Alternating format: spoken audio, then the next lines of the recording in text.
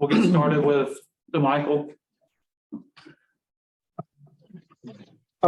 Brad, Yes. what was it? What was it from, Jaren Jackson Jr. today? I mean, you spoke about, what he's done defensively, even when he was struggling offensively. But how was he able to go to another level offensively today from your perspective and do the things that he did? Well, one of the great things about him is he's so versatile. We play him at 4, we play him at 5, and Steven Adams is such a big part of us. But without him, he got more minutes at the 5 today, and I really think that helps him offensively.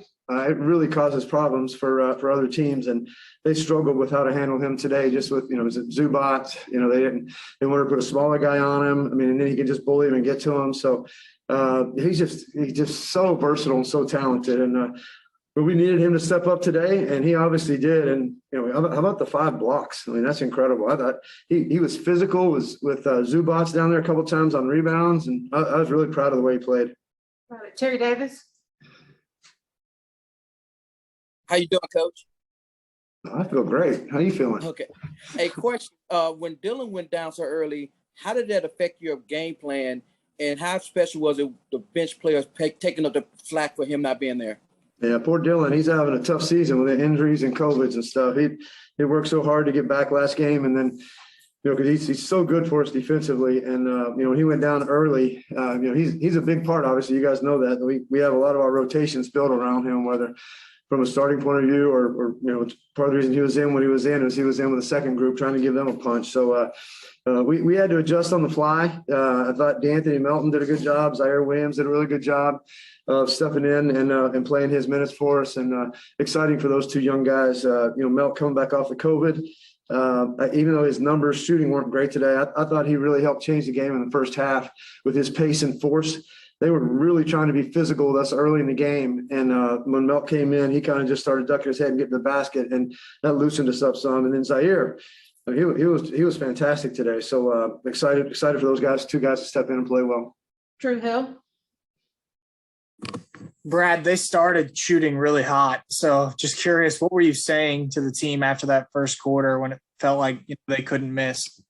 Well, 2 things. Yeah, they were hot, and we just talked about it. We said, God, they came out hot. And you know what? I didn't think our defense was poor, but I didn't think we were physical enough and aggressive enough feeling them. And, Morris comes out. He's such a good offensive player. And, the one thing we want him to do is beat us off the dribble, not shooting threes. And, he came out making threes, and then Batum made some. So we adjusted a little bit on our coverages with those guys to try to get them off the 3-point line. And we just told our guys, you got to stay the course. I mean, they played great in the first quarter. I mean, and I didn't think we were necessarily bad, but they were just really, really good. And we just said, hey, we got to stay the course, and we'll flip it on them. And our guys, you guys have watched this. Our guys do that. Our guys are just resilient. And for the most part, we play hard and try to play the right way, and usually gives us a chance to win.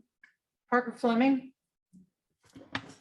Hey, Brad, it just seems like over the course of this season, we've seen it past 3 seasons as well. It's just Tyus is just really finding that balance of leveraging his floater game for his playmaking and vice versa. Just what does that do for the offense when teams really have to kind of pick their poison on his attack? Yeah, I mean, he's had a really good stretch for us in the last, 2 weeks or so. I mean, he's been good all year long, but he's really stepped up his game in the last 2 weeks. And then with with Job being out today, obviously he plays an even bigger role. And that floater of his is incredible, huh? I mean, I don't think you teach that. As much as us coaches work on player development, I think he figured that out at an early age, and it's amazing the shots he makes with that floater. But big time player for us, especially today with what we needed. I mean, he's really an only point guard on the roster without Job playing. Megan Triplett. Brad, how is Dylan Brooks doing? Have you gotten a chance to kind of talk to him or say anything to him yet? Yeah, he was in the locker room at halftime and post game, and his spirits were high. He's a little frustrated. He's had such injuries this plague season, and I think that our medical people said that he'll get evaluated tomorrow with whatever they do, MRIs or X-rays, and we'll have a better idea what it is. So disappointing for him. Sean Coleman. Coach, first off, congrats on the win and being undefeated so far in your career. The combination of Brandon Clark and Jaren Jackson Jr., I know you talked a bit earlier, a little bit about it, but just their impact. And Steven Adams, like you had mentioned during the Cleveland game, makes such a huge impact. The numbers really show a lot of excitement when Brandon Clark and Jaren Jackson Jr. on the court in terms of their productivity. It made the difference in tonight's game.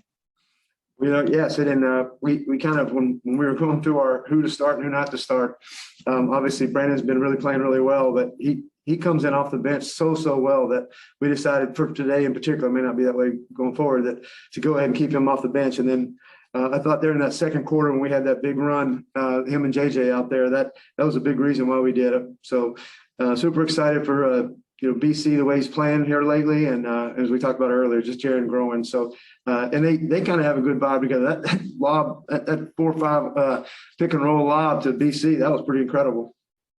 All right, we'll do last question. Isaac Simpson. Hey, Coach. You spoke to this a minute ago, but it seems like no matter what adversity you guys face, was it injuries, COVID, you've had COVID issues within the coaching staff, you guys just are able to show up and walk away with wins, man. Just talk about the resiliency of this team. I think once again, I had the question in the pregame about our culture, and I think it has to do with the type of people that Zach Kleiman and his groups brings in, and I think it has to do with Taylor Jenkins and how he builds our team out, and then the players, they believe in our system, they believe in each other.